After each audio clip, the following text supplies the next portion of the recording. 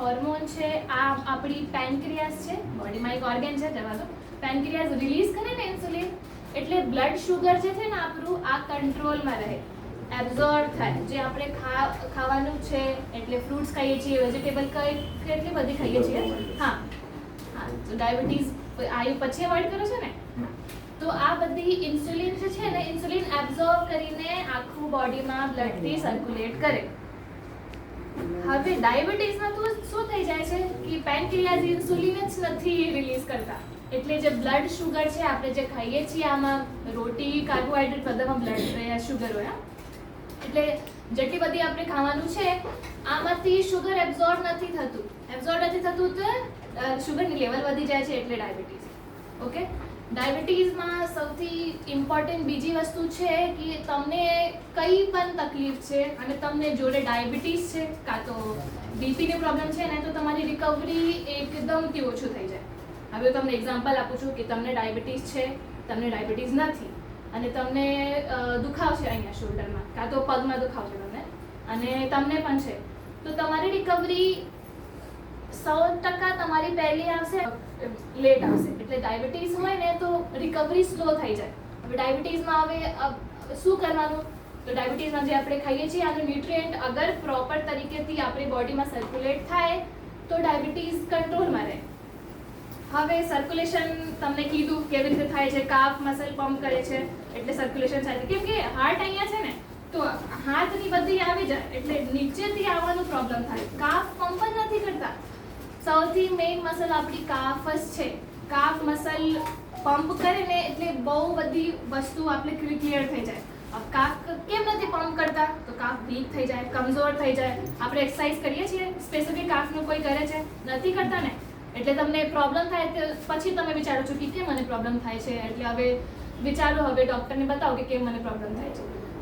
બીજી વસ્તુ તમને ડૉક્ટર કહેશે કાફ મસલ માટે કે તમે એક્સરસાઇઝ કરો, બહુ બધી 3-4 એક્સરસાઇઝ કહે તમને, ચાલવાનું કહે તમને, પણ નથી થતું કોઈથી.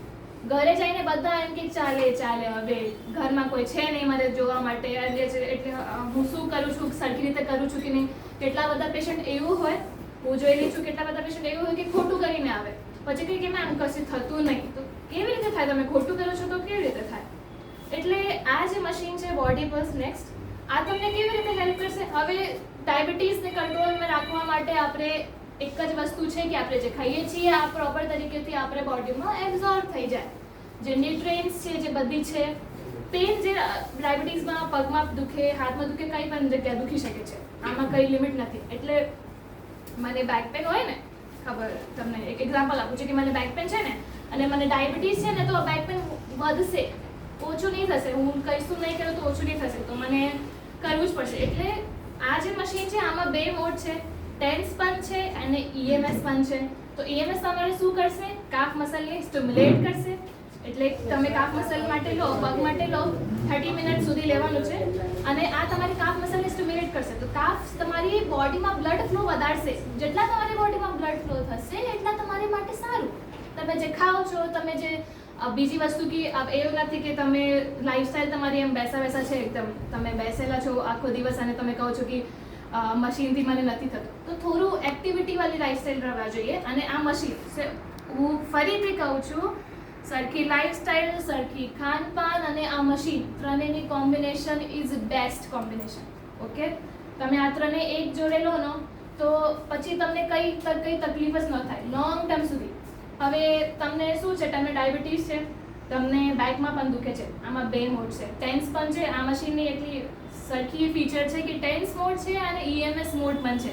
તો EMS તમારી મસલને સ્ટિમ્યુલેટ કરશે, ટેન્સ મોડ શું કરશે, પેઇનનું રિલીફ કરશે. તમને કમરમાં દુખે છે, તમને ઘૂંટણમાં દુખે છે, પગમાં દુખે છે, હાથમાં દુખે છે, શોલ્ડરમાં દુખે છે, ગરદનમાં દુખે છે, બધી જગ્યાએ તમે ટેન્સ મોડ યુઝ કરી શકો છો. એટલે ફિઝિયોથેરાપિસ્ટ પણ મશીન યુઝ કરે છે. TENS is best machine for pain relieving. અને ES તો આ મશીન જે છે, મતલબ બધી મશીન એકલા આવે, ટેન્સનું અલગ આવે, ESનું અલગ આવે, પણ આમાં બંને જોડે છે. તો તમારે ઘરમાં કોઈને ડાયાબિટીસ છે, હવે તમે 4 જણા છો, એક ઘરમાં રહો છો, તમને ડાયાબિટીસ છે, અંકલને ડાયાબિટીસ છે, તમે બેક પેન છે, તમને શોલ્ડરમાં દુખે છે, તો એક મશીનથી 4 વસ્તુ ક્લિયર થઈ ગયું કે નહીં. તમે એકલા મશીન નથી લેવાનું, એક મશીન તમે ઘરમાં રાખો એટલે લોંગ ટર્મ સુધી 4 ને કોઈ મેડિસિન નથી લેવાનું, મેડિસિનથી છુટ્ટી. અને આ મશીનની કોઈ સાઈડ ઇફેક્ટ નથી, કેમ કે આ બસ તમારી મસલ સ્ટિમ્યુલેટ કરે છે, તમારી પેન રિલીફ કરે છે. એટલે તમે કહો કે ટેન્સની મને હવે લાગે છે કે ટેન્સ હું લઉં તો કંઈક થાય તો નહીં. ટેન્સ શું છે હું તમને કહું, જે આપણે ગરમ શેક લઈએ છીએ ને, આ પણ दर्द को कम करता है, पर टेंस डीपली जाके करेगा. ગરમ શેક લો તમે 1 કલાક સુધી સારું લાગે, પછી તમે પાછું દુખાવા આવી જાય ને. એટલે તમે આ મશીન લો તો આ ડીપલી તમારે મસલને રિલીફ કરશે, સ્ટિમ્યુલેટ કરશે.